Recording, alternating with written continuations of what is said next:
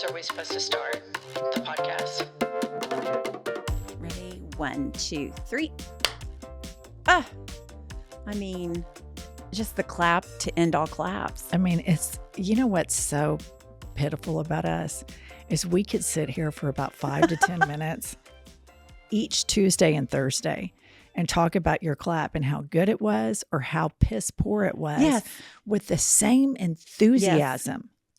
And like, oh, it's going to be a great episode because the clap was good. Or, oh, this is going to suck because the clap was bad. Like, we believe in it. Totally. We believe in it and our listeners believe in it. However, there are a few skunks at the garden party that are dismissive of your clap and the importance of it in launching each and every episode. Right. They minimize my ability. All we're trying to do is help everybody. This is when it starts. It Get starts ready. with the clap. Here we go. We're knocking it out, starting with a great big clap. I recommend when you wake up in the morning, even if your partner, specifically if your partner's still asleep, just count to yourself 1, 2, 3, clap. Yeah. And then just launch the day. Launch the day. See how that works out. Yeah, do it. Probably not great, if I'm guessing. What have you had it with? Okay, what I've had it with, I know it always goes back to cars, but this really grinds my gears. We were just recently in a city that was all one way, had no parking. The fucking parallel parkers that cannot parallel park. What is it 1 try? Is it 2 try? At what point do you realize you're blocking traffic and it's never going to fucking happen? You can't parallel park. And so I think 2. I think if you can't get it after 2, you have to be done. But I am a great parallel parker. So maybe I'm just ridiculously overly sensitive to people that cannot. Because as you watch someone, you know they're not going to be able to do it. And they can, like, I think the most we had was like 5 tries. So I've had it with people that can't parallel park and then continue to make the same mistake every time. So I'm wondering from you, what do you think? Is it 2 shots? Is it 3 shots? How many shots do you get? 2 and done. 2 and done. I agree. I think 2, if you can't get it by 2, you're done. Find somewhere else. 2 and done. You get 2 tries. Yeah. And by the second try, if you've not been able to execute the parallel park, you have to proceed. Right. Now, if there's nobody anywhere around and you're not blocking, swing for the fences. Agree. Go 25,000 tries. But let me ask you this. Are you a better clapper or parallel parker? Boy, that's a tough one. I would have to say, I mean, I'm a really good parallel parker just because at the courthouse, you've always had to parallel park. So I've had a lot of practice. I probably have more practice parallel parking. I don't know. I mean, maybe I'm a better parallel parker than I am a clapper. Gotcha. Okay. All right. Let me tell you what I've had it with. Okay, lay it on me. I've had it with coded language. Okay. And let me give you an example of this. Like the phrase, traditional family values. Oh, gross. Yes. My problem is with the word traditional. Right. Okay. First and foremost, that is when people use that phrase, we're a traditional family. What they're trying to do in using that is further marginalize people. Agree. Like gay people. Right. And here's what people need to know. Most gay people, by virtue of stats, came from what, quote unquote, would be considered a traditional family, which is a man-woman produced child. Right. You know, now we have gays and lesbians that are couples that are adopting and or doing surrogacy. And that would be considered, to these people, not to me, but to these people, non-traditional. But first of all, I have to say about this, number one, everybody fucking supports family. It's not like anybody is out going, yeah, my name is Pumps and I'm running for president and I oppose family. I hate everything about family. You know, just the fact when you have somebody bragging about something that is just universally accepted and they say, this is a positive value that I hold, which is family, or something like, I support children. You know, it's like, well, no shit, Sherlock, you know. That doesn't make you the smartest guy in the room. But using the word traditional family values, that shit so pisses me off because it's like, okay, first of all, okay, let's take Mike Pence. Okay. Mike Pence, he's a big traditional family value guy. I think it's kind of fucked up that he calls his wife mother. That's what I was just going to say. I mean, his traditional family values gag me out. Calling her mother. It's weird. And I also, when you hear traditional family values, my immediate thought is misogyny. They want women to be subservient. That is too. They use the word traditional. Like, ladies, our younger listeners, if you're dating a guy right now and he says to you, well, I'm traditional, that's code for I'm a sexist misogynist. Correct. That is just, and at first your in love pheromone riddled self might think, oh, he wants to open the door for me. He wants to do these chivalrous like activities for me. But what it means is he wants you home. Right. Not having financial independence. Correct. And it's a red flag. No, I agree. And then as this goes into politics, and you have people like Ted Cruz saying he's for traditional family values, I just want to remind the listener, and I think we need to bring this up at least 2 to 3 times annually. On the anniversary of 9/11 a few years back, Ted Cruz, Mr. Traditional Family Values man, patriot galore, Right. USA hard on out the wazoo, Right. liked a tweet that was from a porn site, Right. which is neither traditionally a family value style tweet, and one could argue is somewhat anti-American to do that on the anniversary of 9/11. Yeah. And I mean, I'm not browbeating people for watching porn, but he particularly should not be standing up there saying what a great Christian he is and how he has traditional family values and then scrolling around on a porn site. I mean, that just, it's counterintuitive. But I mean, are we surprised that Ted's, into porn? No, I'm not at all. No, the loudest, most obnoxious people objecting to something are the biggest offenders. They're just trying to hide it. Listener, if you vote for somebody that says they're for traditional family values, and then you voted for Trump twice, fuck off. Please do not listen to our podcast. Please block us on all social media. Please don't even leave a very well thought out hate comment on our reviews. Yes. Just go away. Go away. Welcome to I've Had It, where we are fighting traditional family values every step of the way. I'm Jennifer. I'm Angie. She is not in a traditional family. No. She's a divorcee. She's a divorcee. She is a divorcee. On the market for men or women. I personally am going to start accepting applications for review and read those to everybody on Patreon. I think that would be so fun.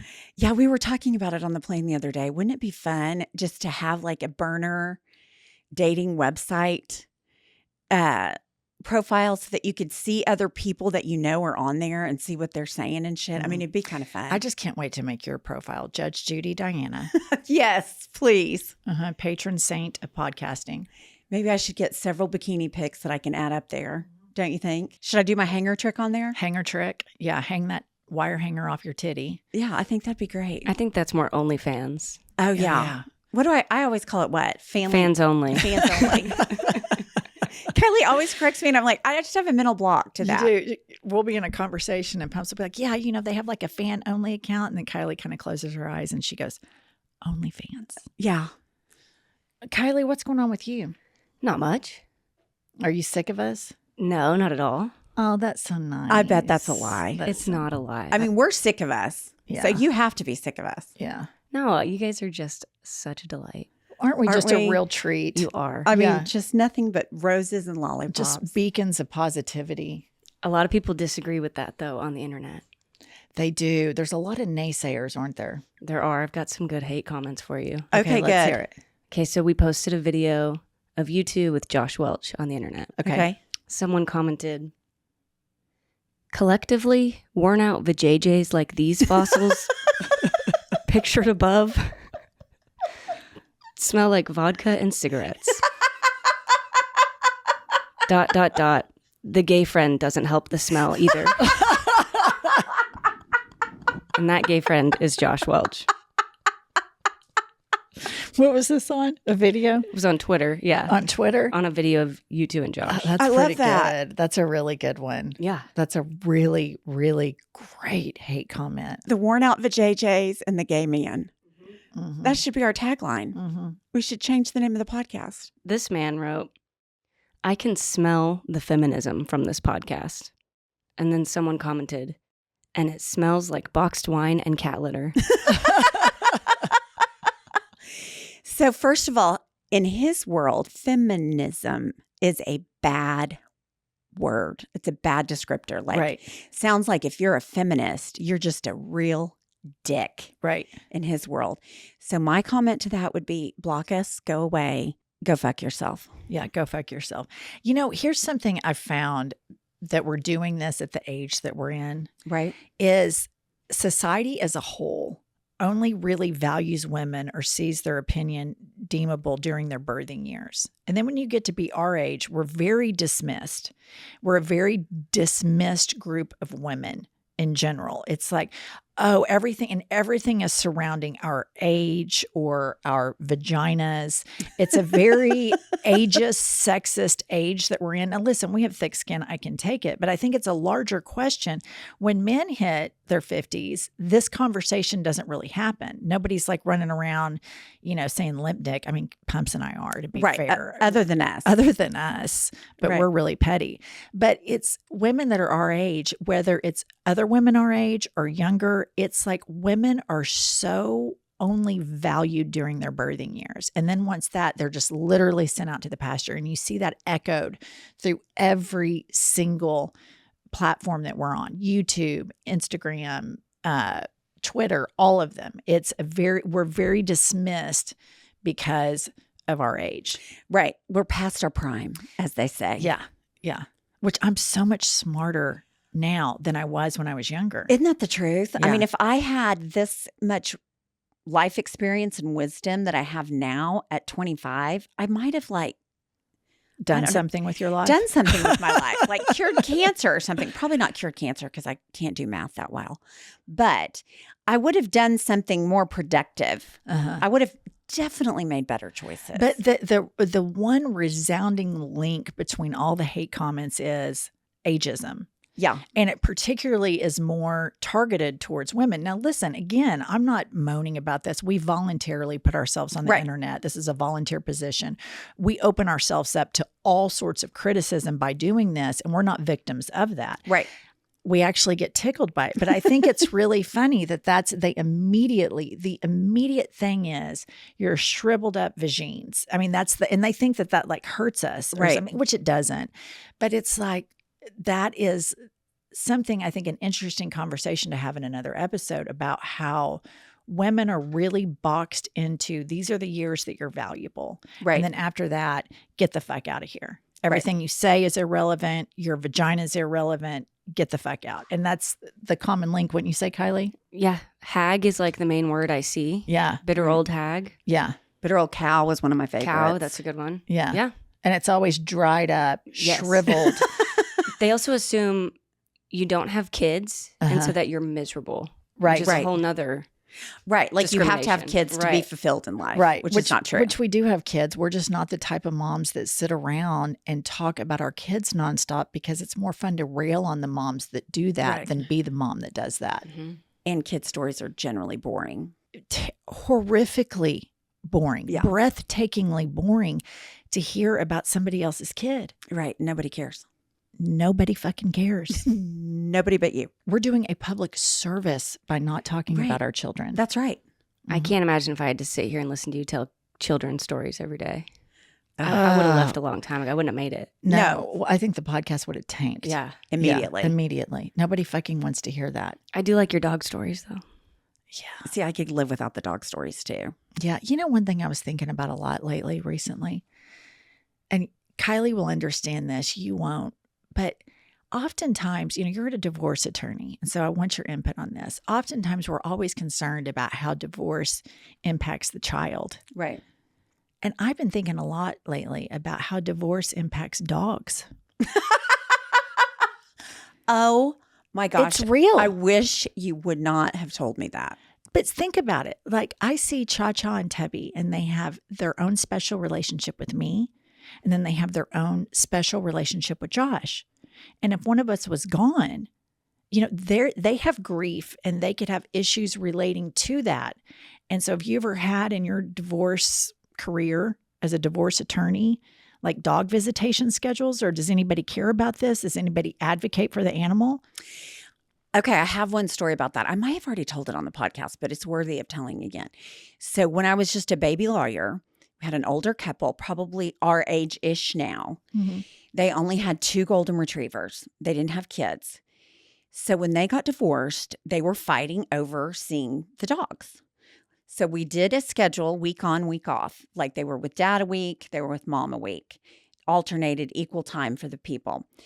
So the hateful, mean, awful spouse, soon to be ex-spouse of my client, when it was her week, she took them to the vet and had them put down. You've told me this before and I blocked it. Euthanized them to punish him. So that's incredibly fucked up. Shouldn't that be a crime? It wasn't at the time. I don't think it's a crime to have your dogs put to sleep. Oh, I think it should totally be a crime. Because the court, we had an agreement to the visitation schedule, but the court doesn't have a court order with visitation for the dog. I think she should be in the penitentiary. Under the death penalty. Seriously. But anyway, so people have fought over dogs, but ultimately it ends up becoming a bigger hassle. Like the parties have to see each other when they exchange the animals. I would fight to the bitter end to make sure that I had equal visitation with my dogs. Right. I mean, that would be something that I would leave money on the table because I value and care about their health and well-being. And I just don't think this topic is discussed very often. What happens to the dog in divorce? Well, I think that's because there are a lot of other issues more pressing when you're getting a divorce than how the dogs feel. Which is why I think this needs to be discussed. Yeah, but I would say out of 100 problems that you have going through a divorce, even if the dog's the most beloved person in the family, it's probably 101. Kylie, how would you feel if you and Anna broke up and about Judy's well-being?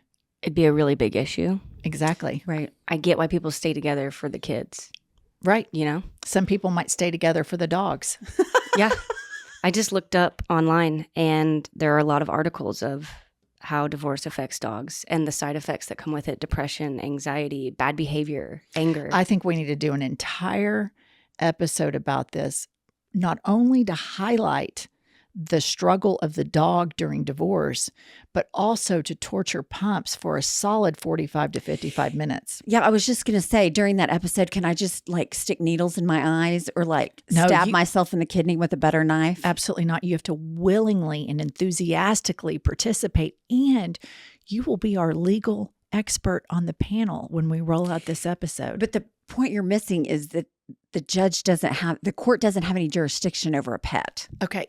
Here's the deal. All right. The court might not have any jurisdiction over the pet, but our hearts have jurisdiction over the pet.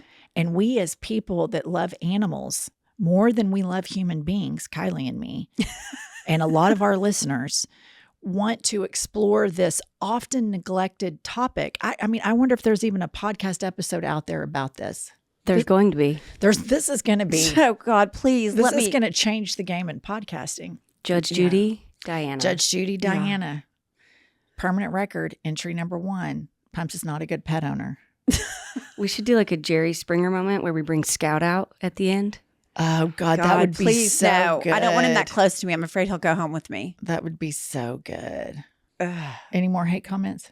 Someone with the name Somewhat Obese Platypus wrote, "The amount of war paint and hair dye is almost too much to digest."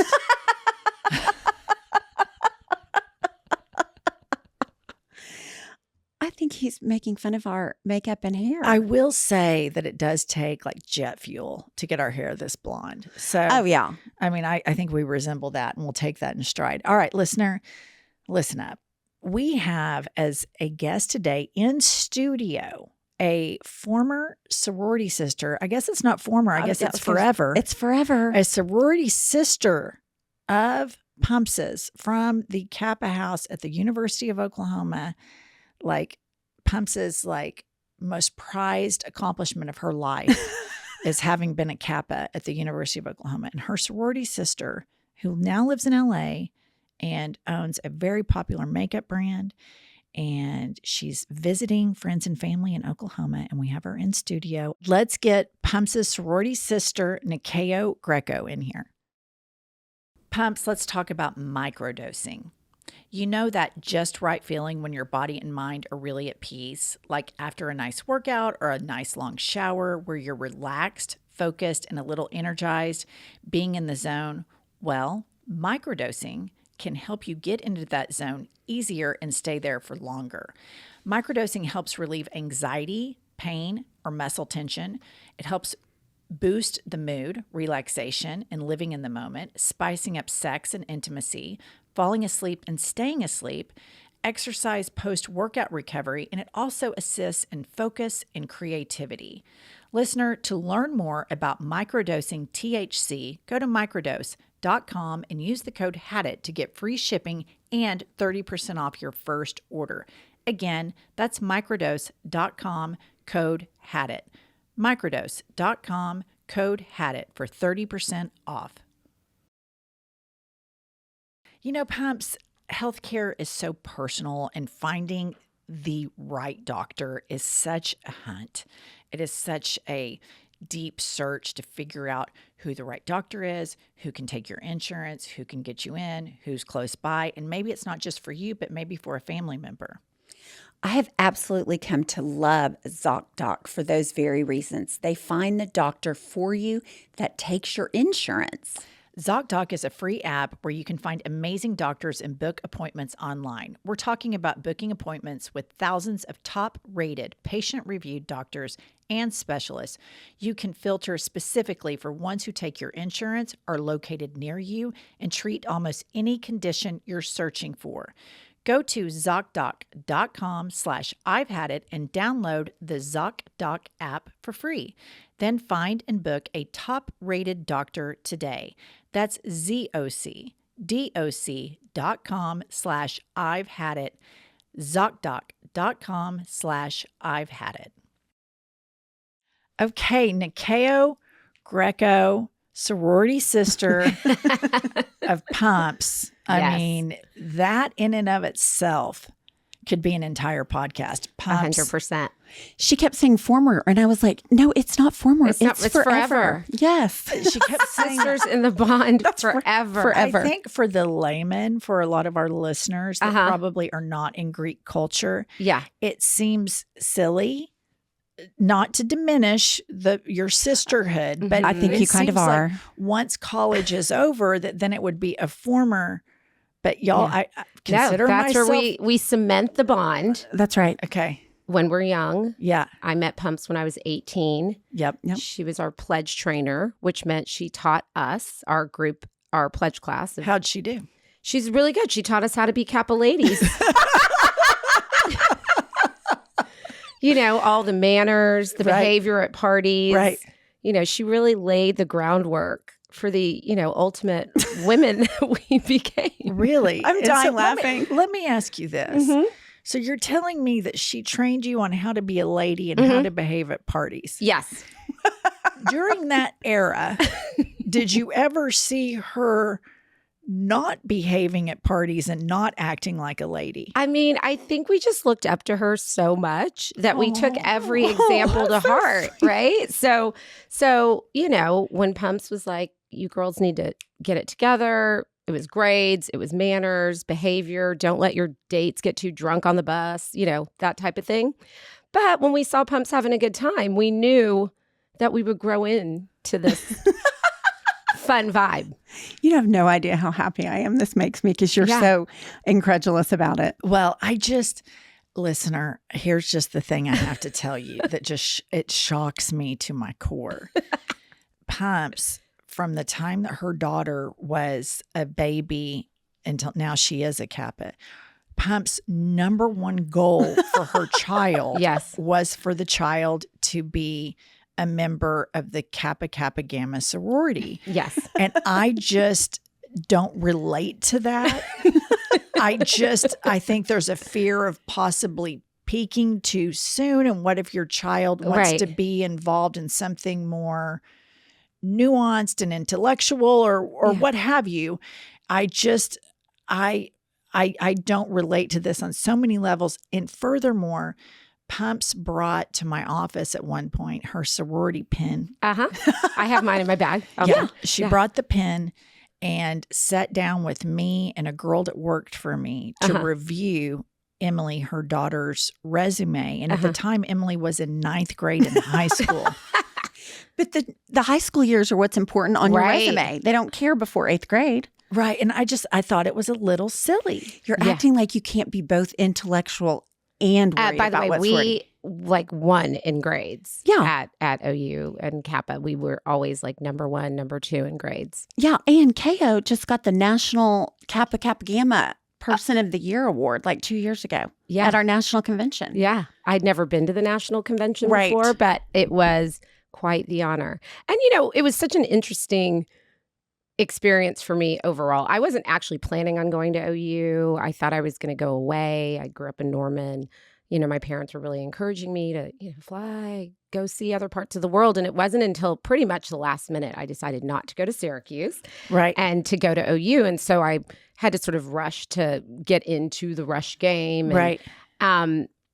And, now when I look back in retrospect, I just wanted to be in one of the houses that all my high school girlfriends that were older than me Right. were in. But, in being a Black female at Right. the time, I mean, Kappa at OU has gotten definitely more diverse since then. I was the first Black Kappa Kappa Gamma at Right. OU. But in my head, I thought like, oh, I'm just going to go hang out with my friends. And I Right. wasn't even really thinking about that aspect. But now it makes me really proud. When I think about that, when I think about how far we've come as a society with race from the early 90s to now, we've come a long way because I grew up in the white suburbs of Oklahoma City.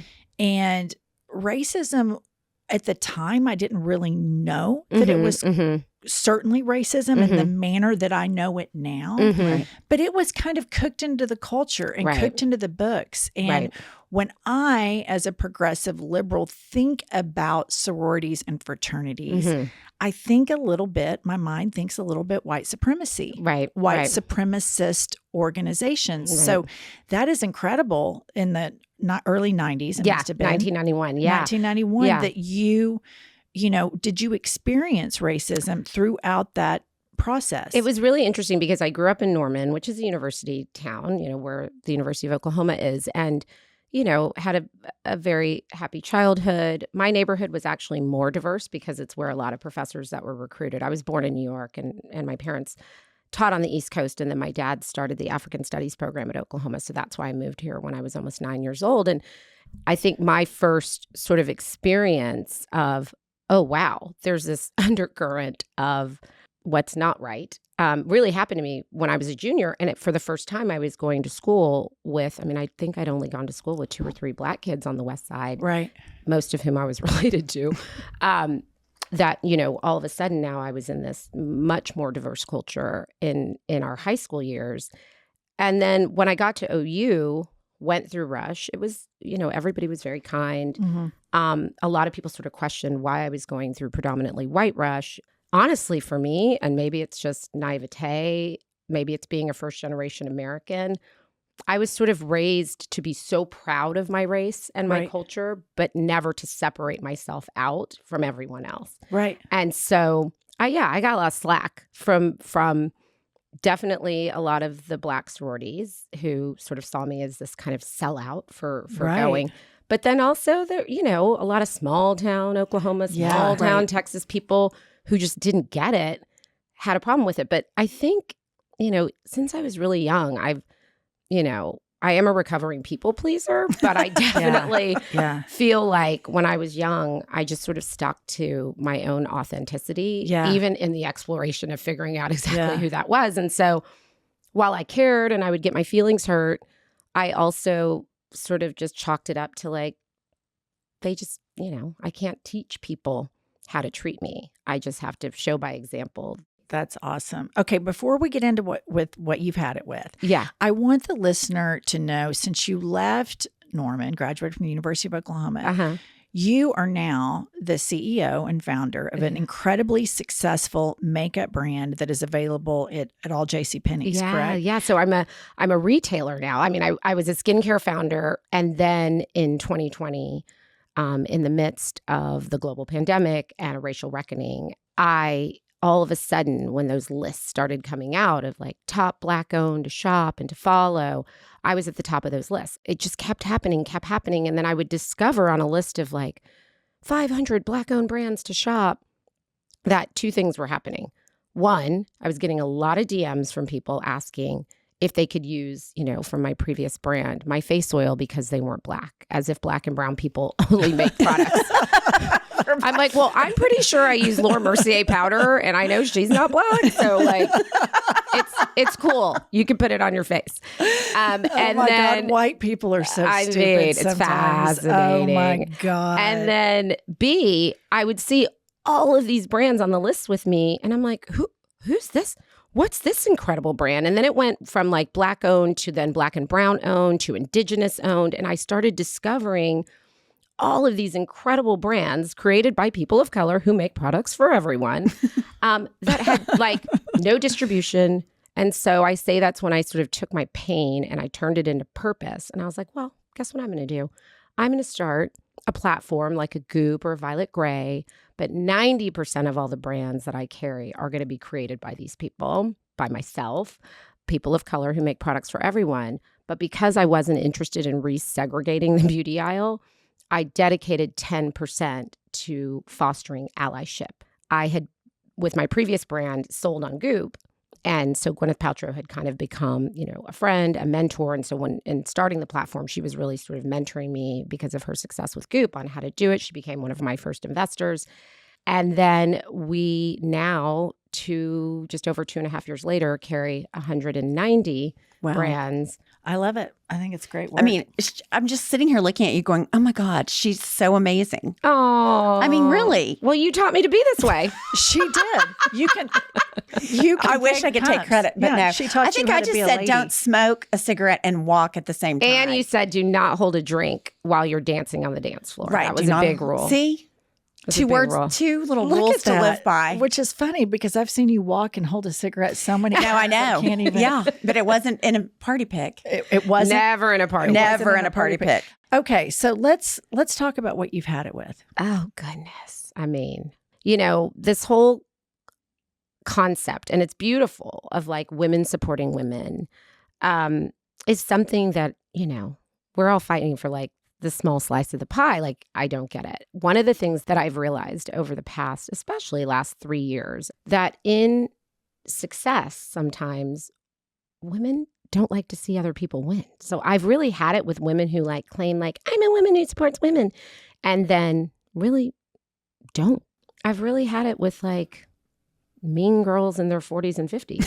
It's like, that's so not cool. Right. It's not cool to ever be a mean girl, but it's really, and like the judgment, right? And it's like I just turned 50, and I was talking to one of my dear friends yesterday about people keep asking like, what feels different at 50? And I think it's like the no BS factor and no room for like toxic people. Right. And so as someone who always like was like, my girlfriends are my life. They are my chosen family.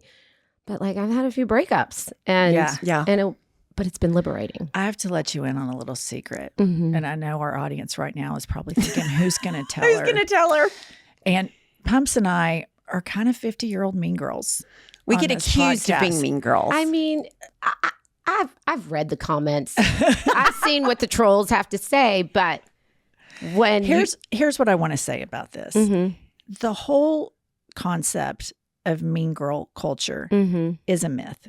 Mm. It is a complete myth, and it perpetuates sexism Mm-hmm. and further stereotypes women. Right. That they are supposed to be nice and polite and so supportive of each other all the Quiet. time. And Yeah. Harvard did a study on this. Mm-hmm. And if you think about your interactions with the last 100 people, it's not bias towards women being meaner to you than it is men. Mm-hmm. It's split equally. And so I think as women, we need to move the conversation off of putting the pressure on women. Right. For women to support women and women not to be That's a mean good girls point. and women to do this and women to do that. I have a great fucking idea. What? How about the white guys that have been running the country forever? How about they do better? Yeah, I like that. I stand by that. Let's take the pressure off of women, because here's my view of the women supporting women thing. I think that it's dangerous and not sustainable or tenable as people navigate modern culture on social media to not get irritated at people. When men get irritated at people and express a viewpoint about it, nobody thinks anything of it. That's true. But when a woman does it, like Pumps and me, we're considered mean girls. And actually, sometimes as a woman, you see other guys do stupid shit that you think is stupid, and you call it out, especially if you're loudmouth podcasters like Pumps and me.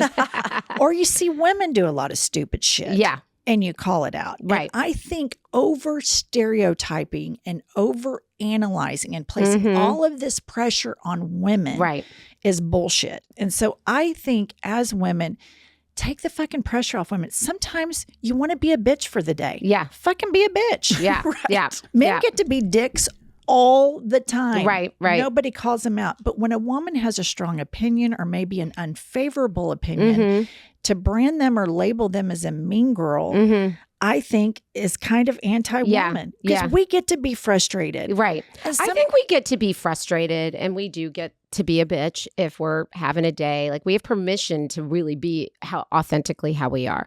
I think my point is when, and I love what you said about men and really sort of reframing the concept of mean girl.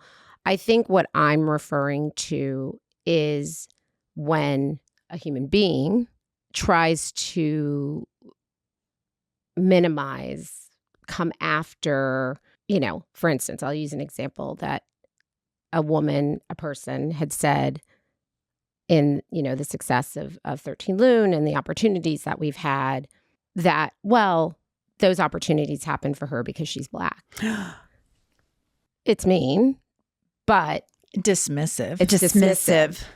Definitely steeped in some racism. Totally racist. Yeah. I mean, it's not steeped in racism. That is racism. Yeah. And so overt racism. Right. And so when I speak about these experiences that I've had with these people, sadly, some of them are all of them are women. That being said, part of, you've really opened my eyes, because when I think about why, especially other entrepreneur women that behave this way, why? It's because we're all fighting for this slice of the pie that in an industry that is really truly supported by women to the tune of billions of dollars, right, but controlled by men. That's right. Okay, we digress, and these are all very important things, but we want to play a game with you. Oh, I love games. Okay, it's called Had It or Hit It. Oh my God. Welcome to Had It or Hit It. I would hit it. Had it. I hit it every day, sometimes twice a day. Had it or hit it. Power moms. Let me tell you what a power mom is. Okay. Power mom is a tomahawk chopper that circulates around the schools in mom group me's, PTA meetings. Had it. It's so funny because I travel a lot for my job. And one of these power moms, I was at back to school night. And it's really only women that ever say this to me too. Like, my God, I saw your Instagram. How do you do it all? Is it so hard on David that you travel so much? I'm like, I'm pretty sure nobody has ever asked me when David's out of town, oh, honey, is it hard for you with your husband out of town? Or she'll say, it's so good to see you here. Had it. Yeah, I've had it too. And we've been traveling a lot recently. And I have people, how do you do it all? How do you do it all? Well, I get up in the morning, I brush my teeth, I put my clothes on, I go to work, I travel to fabulous places, sleep in hotels, speak at conferences, have lunch with my friends, and make money for my family. And then I go home. Right. No, it's modern motherhood. Yeah. Okay. Had it or hit it. GRWM videos, which is get ready with me videos. So I'm in the beauty industry. Right. So, hit it, yes. but this is a two-parter. I'm really conflicted about how I feel with the get ready with me, but they're like talking about other things in life, or the get ready with me's that are like almost shame you if you're not doing it in a certain way. I like the creativity of a get ready with me where they're like, this is how you do a smoky eye, educational videos. Gotcha. But like, do I really want to watch you put your makeup on and hear about like your day at school? Or how wasted you got last night. Yeah. I think there's get ready with me abuse that's going on. There's a lot of abusers out there in the get ready with me. I just launched cosmetics in my brand Relevant. And so there will be coming soon some get ready with me, but I'm open You're to. a professional. But you're a professional. You're a professional. What's happening to your industry on the internet is a shame. Yeah. Had it or hit it, the word no as a complete sentence. Hit it. Same. I love that. The power of saying no. Agreed. No. And sometimes you don't have to say anything beyond it. Mm-mm. Just No. no. And that's something age gets you. Yes. Yeah. Where you can 100%. say no without having to explain why. No. Because the answer, the explanation is not necessary. Right. No, thank you works too. Yeah, Yeah. it does. Yeah, keep it sweet. If he does, but we have as we established earlier, a real mean girl reputation Persona. that we have to Yeah. hold up. So we just stick with no. No, not today. I also like to use unsubscribe. Oh, that's a good Yes, one. that Yeah. is a good one. Okay. Had it or hit it, nude lipstick. Hit it, and I'll tell you why. Because had it would have been my answer a few years ago. But now there's amazing brands. Like we carry a brand called Citizen Cosmetics, created by 3 sisters from Dubai and London who created products where everyone can find their nude. Oh. A lipstick and gloss and many other great products too. So now I'm all about a nude lip because I can find my nude. I read this thing probably on the internet, for sure on the internet. It's the only place that I read, that it said that your nude color of lipstick is the same color as your labia. What? I thought that was pretty interesting that you have to go match the color of your vagine. You just have to take it in the beauty Yeah, counter, you- just ready. Go, You just got to throw your undie off. Go commando and then take the little color chart with a little mirror and then figure out what your proper nude I is. mean, as someone who has several beauty stores, if someone ever came into me Right. and said, my labia color is this, do you have a gloss or lip? I'd probably call security. Yeah, no kidding. You'd probably call the police. But Yeah. I think that was your problem with the nude lipstick attempt the other day. You didn't match I didn't your match it with You my didn't match it with labia. your labia. Yeah. I need to pull that out and see Yeah. what that would be. I mean, listen, to each his own, but their own. But I've never heard that. I hadn't But I'm either. for sure going to tell everybody. Oh, for sure. Okay, last one. Had it or hit it, Oklahoma. Well, hit it for the reasons that this is where I grew up, where I have so many people that I love. What I've had it with in Oklahoma is just some old paradigm BS. Yep. But I have hope for the great state. And I do believe that it's important for people who are more progressive thinkers to stay in this community, to be a part of this community, to be active in this community. I think having, a great university like University of Oklahoma, has really propelled the state forward. But yeah, we just got to have the right leaders in place and We don't. we don't. That's the problem. Yeah. All right, Ko, I cannot thank you enough for Oh my coming gosh. to be with your not former sister, Current. but sister Forever in sister. perpetuity. Yes. Yes. That's right. In Yeah. perpetuity, forever. In Yes. perpetuity. And shout out to all the KKGs, Lindsay, Apple, Ashley, the whole pledge class, all of them. The new initiates that I came to. That's right. To welcome in. She went to That's why I'm initiation here. on Saturday. Yeah. That's why I'm here. I To am welcome in the new sisters. to I'm the- so glad because I to the bet bond. you our listeners are chock full of a bunch of just, sorority thumpers out there. Yeah. Yes. You're welcome. You're welcome. No, I will say, I kid you guys. I do think it's so sweet. I tell Peps this. Her sorority sister friends are some of my favorite friends of hers. And the connection that you all have and how you stay in contact is precious, Aw. darling, and I love it. I get tired of hearing about it. Wow. I think that sometimes people make it into a much bigger deal than what it is. Wait but till we that's- have can a just couple say cocktails Angie. and start Oh, singing yeah. Kappa songs. Oh, her daughter God, does she it would to me die. all the time. Yeah, she'll chase her around singing Kappa songs on It's vacation. I awful. love it. Okay, listen up, listener. Go join us on Patreon, the Hot Shit Tour. Voice memos on to our Instagram. Instagram. Pumps, tell them when we'll see them. See you next Tuesday or Thursday or both.